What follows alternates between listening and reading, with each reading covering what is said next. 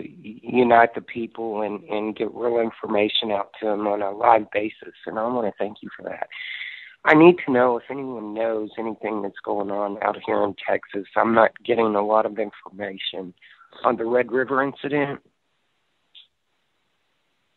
Apparently, a similar situation did kind of develop out there, but we need some confirmation from, let's call it ground zero, number 2, or whatever you want to call it.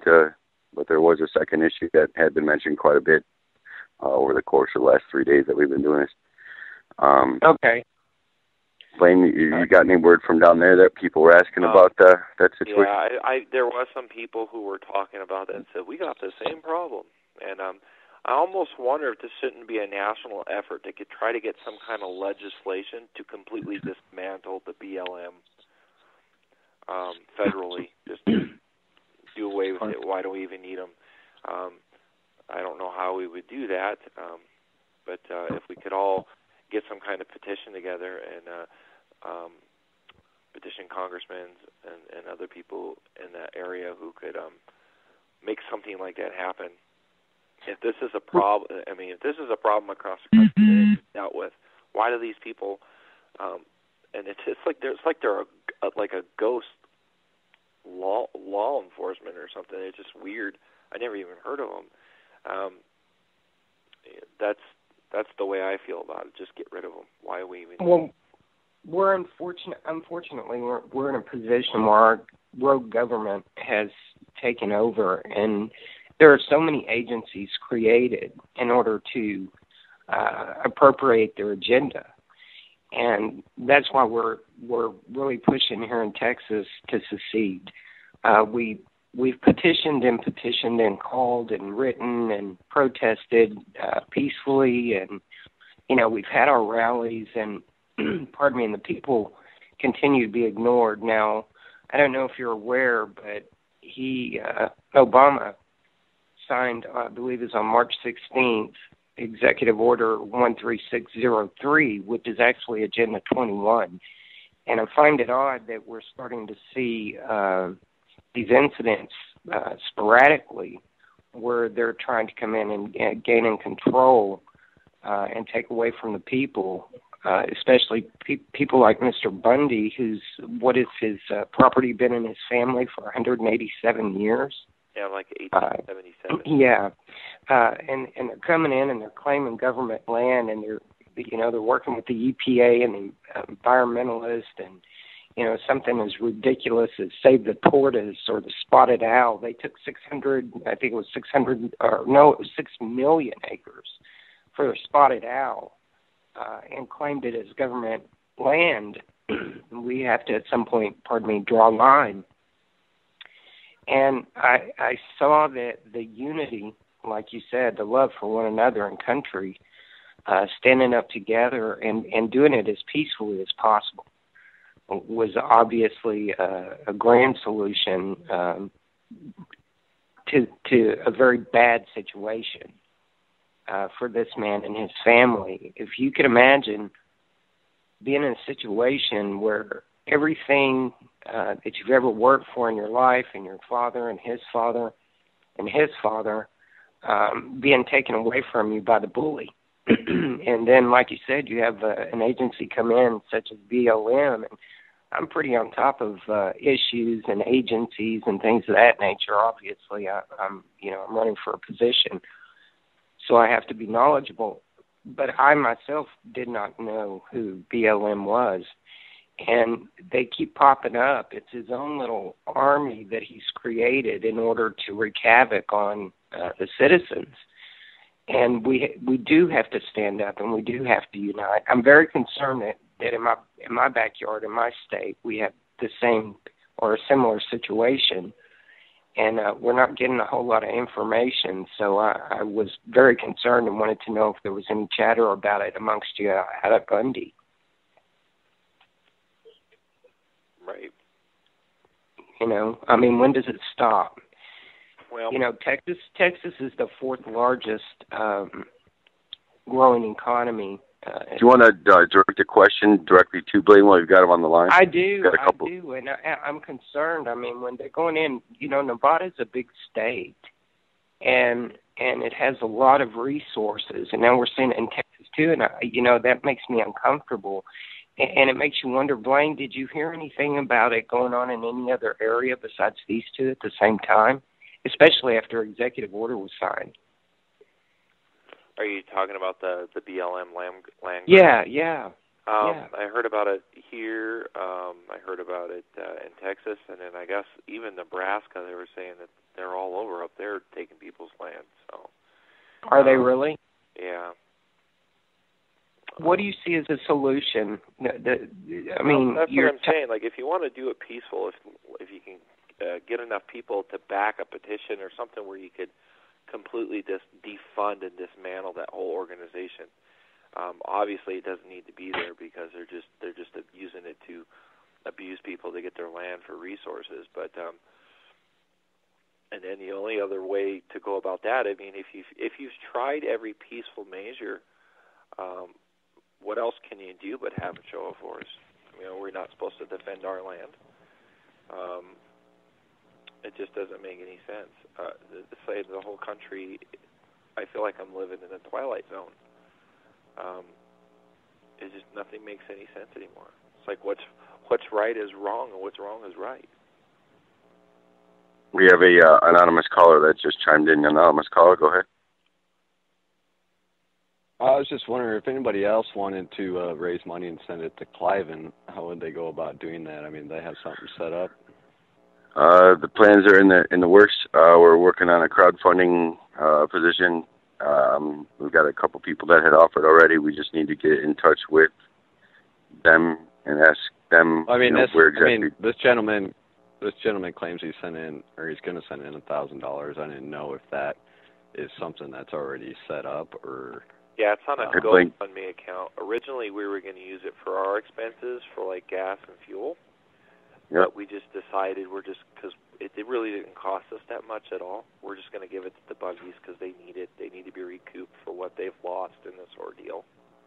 For sure. And how do you go about doing that yourself? How to set up a GoFundMe account? Well, more so, how would they be able to contribute? How do you go about getting your funds to him? How do you go about doing that? Well, I made a GoFundMe account. Once the funds are there, then you have to they'll electronically put it in your bank account. So when they do that, I have to go down to the bank and get a cashier's check or money order, and I'll have to find a way to send it to them. So I see. And then we're going to write him a letter with all of our names on it who were guarding him and his family and protecting him from these people. So is that a concern of theirs? They're worried about money? I don't know if that is or not, but we just want to do that because they've lost cattle, and that's expensive. That's his business. So we just wanted to do that for them because we love them. So, okay. It's entirely up to people what they want to do. That's just what we've decided to do. Oh, okay. I needed to know if it was an actual need. It might be. I really didn't ask about their financial problems. They got enough going on having cameras. Yeah, everybody has financial problems. That's why we need to be, people need to be sure before they're giving up on their hard-earned money. Exactly. I don't know how much cattle they lost, but they raise beef, and that's expensive. Yeah, it is. Well, that was the only question I had. Appreciate you for chiming in, man. How long have you been listening? I've been listening for a while here. I actually called in earlier. It's like the fourth caller ago. Oh, gotcha. No problem. You came up anonymous, so sorry I couldn't tell. You want to identify where you're at? This is John in Montana. Oh, Montana again. All right. Thanks, Johnny. Feel free to call back in later, man. We'll be back on 14 hours from now. Okay. Yep. I'm going to try to keep you in the queue, Blaine. Okay. 5287, you're good? 5287, come in. been on the call. This isn't your conscience. 528. Sorry, sorry about that. Hey. All right, can you hear me? Yeah, we can hear you now. Okay. I just wanted to kind of comment and add to that, what is our option from here? Because, the whole peaceful protest, if we could do that, at the White House to try to get these other laws that are going to, initially have the same thing happen to us. Do people think that it will, it's that many? Because right now you have so many there in Nevada. But if we went to the White House, there would be all the people sitting and asking, should we come? Should we come? And now people are waking up, and which is such a blessing. But imagine the turnout at the White House now. And would it stay peaceful? We don't have enough of you, Brian. We need about 50 more of you to make sure that people will stay calm, keep their head, do it right, so they don't get us killed. But they won't. We don't have 50 of you, Brian. And if we could get more conference calls like this, which is an idea, because, reality is there's bigger laws, and all, what's happening to him is fixing to happen to us.